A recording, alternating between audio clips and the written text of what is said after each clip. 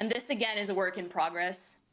So yes, that's super early. Like it's end of pre-production build. We are just starting production, so it's really, really, really far from being done. But one thing we really wanted, and you touched about it, it's really wanted to make sure that we nail the ambience, and not only the look, the lightings, the VFX, the fog, but also nail that ambience. Give you the feeling that you're in the Ishimura, you're inside those dark corridors. And not only it's in engine, it's actually in game. And here's my boy Isaac. So that rig, that armor, it's not the original, it's a new one. It's still work in progress. It's gonna be improved a lot, but it gives a first taste at Isaac Clarke in the remake. And look, here we are. Wow. I mean, the lighting, everything looks phenomenal. The smoke. It looks This so is good. very much what we should be expecting at this point from next generation graphics. It's really Dead Space, but like you never saw it, I think. So it has been almost 13 years, since the original game came out, original Dead Space.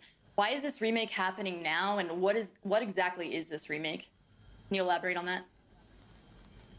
So one thing that's important for us, and that's why it's for PS5, Xbox Series, or for PC, is that it's not about one thing. Like Dead Space is a super strong experience, and so it's really about Also showcases this kind of next layer of where you're thinking about going from an improvements perspective.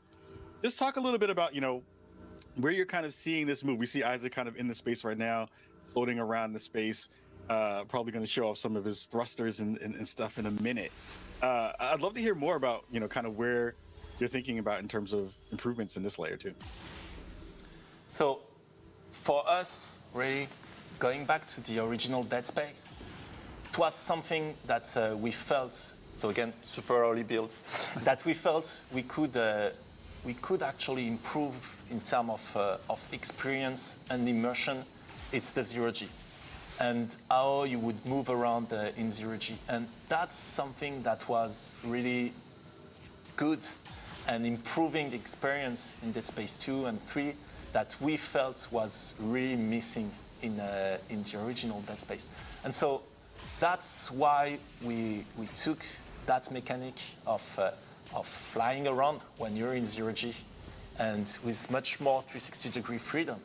And now you can play Dead Space and really feel you're in space during those moments. And so also that's a mechanic that we're starting to improve a bit on. Like for example, now you can interact as you fly around. You can go into tighter corridors, those kind of things. But also it allows us to revisit some of the old content and create new ways to navigate, new paths. Like here in the original, you would have gone back through that door, through where you came from. And here, it allows us to create new environments with eventually new challenges to surprise also the people that know the game and will be like, oh, wait, what's that? What's that? And now we're going to surprise you. So it's really delivering on the fantasy of being in space, making sure that we're able to use that and revisiting all the places in the game in the original where there was zero-G, which was the Superman jump back in Dead Space 1, and now applying full 360 motion and finding ways to provide Peeling system that will be implemented into combat. Would you mind telling us more about the original system versus the new system and what peeling actually means? I think actually something that's very important, as you can see with the feed, like it is definitely a gym, and it's intentional that we showcase this in a gym because we're so early with it. Visually, we're not at the right level of quality where we want to achieve, but we want to showcase functionality here. That's what we want to talk about, and what is the system that we have in mind for peeling, like you said. So obviously, same thing, it's a really early build. It's a gym. Everything that you see is work in progress. It's first implementation. A lot of VFX are missing. A lot of those modelizations are not final and missing a lot of things like flesh tearing, etc. But one thing that is important for us that I just showed, it's first of course, dismemberment is back, and it's back with all the depth and fun you can have in Dead Space. But one thing we wanted to, and those are the only things, those are the things you can say only on Dead Space.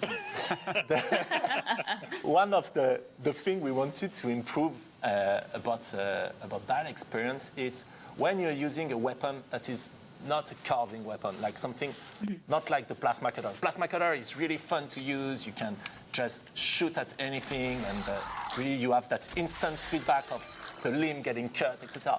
But when you had a different weapon, knowing how much damage you were dealing to the enemy, how was he reacting, etc., it was not necessarily as visceral and as clear as the original. And so that's the thing we're working on at the moment, and we call peeling. It's basically that body destruction technology that we're developing that is allowing us to really remove, so at the moment, the flesh out of the bones of the enemy, and to give you a good sense not only of gore and horror and ambience, but also of how much damage am I dealing to that opponent. Is my weapon actually useful against this one? How close is he to die? And that's something for me that is really interesting. And so when we were speaking about why doing a remake and where can we improve, those are an example of what we can do, is that we don't have anymore to choose which feature we actually want to push. We can have dismemberment. We can have much more precision and body destruction. We can have seamless loading for the whole ship, etc., etc. And that's something really, really interesting for us. And another thing that is actually really interesting is that system. So again, for the moment, it's really early. For the moment, you're only showcasing it on the naked slasher, so you only see it with the flesh, but of course later it's going to support like the claw, body armor, different layers, weak points, etc. But it also improved one of the core of shooting in Dead Space, which is around the precision, and not only the precision of my weapon, but as an example, the precision of the plasma cutter. And so if I was to shoot, let's say, on that leg, then if I'm shooting here, I'm not going to cut the leg because I'm not shooting at the place where the bone is actually visible. If I want to cut that leg now, I need to be much more careful and precise in my aiming and in the shooting. And then for us, what is interesting is that it opened a whole new layer of shooting and combat loop where you can have some weapons that are better at carving through the enemies, some weapons that are better at cleaning them. Sorry for the mic. Some weapons that are better at cleaning the enemy and removing the flesh and the tissue, etc. And that's something really, really interesting for us. Anytime Roman speaks about dismemberment, he gets overly passionate and expressive about it, even with the team internally. How detailed are we talking here? In terms of the body destruction, the peeling, it's going to be really super detailed, as we can see on that video. So that's the first steps of that technology, if the video is playing, which is not, I think, at the moment.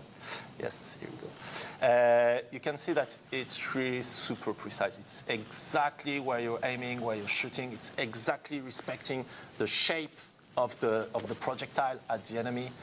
If it was fire, you would see it going through the body of your enemy and burning the flesh, etc. It's the peeling, that body destruction system is going to be super precise. In terms of pure dismemberment, and then where you're able to cut the necromorph's limbs, here where we want to improve it, because we feel like characters like the slasher, for example, it was already really deep in terms of gameplay. Like they had different behavior based on whether you were cutting the legs or the head, where they go berserk, etc. So here our goal, it's for enemies like slasher, it's not necessarily to improve or give more precision on where you can cut the enemy. It's more to try to extend that fun and that depth to other enemies that tend to be a bit lighter in terms of dismemberment and behavior, like for example the infector or the brute. Like I can't wait to show you when you get behind the brute and you start to peel his back God, and yeah. dig for weak points. Oh, I can't wait. That's the type of improvement we're going for. Get to the weak points. Yeah, I love the peeling of the different layers of skin down to the organs and bones, especially coming from a medical background. It's just insane to see. The level of expectation is very much up here, and we'll hold you accountable. One thing that you might have noticed quickly in the prototype, and that's something we want to experience a bit more. We want to dig a bit more. It's when you actually cut. There was also one question and topic that was prevalent throughout the community that we saw time and time again, and that is the topic of microtransactions. They were apparent in Dead Space 3, so at this point, can you please be transparent and honest regarding microtransactions, and if that will make an appearance in Dead Space 1 Remake? So very, very clear, no microtransaction, none at all. No, not That's what I'm like talking you about. mentioned already in an interview, I think, yes, no, we don't have that in the remake. That's awesome. Good. That's awesome. Yeah. I mean, that's good to hear.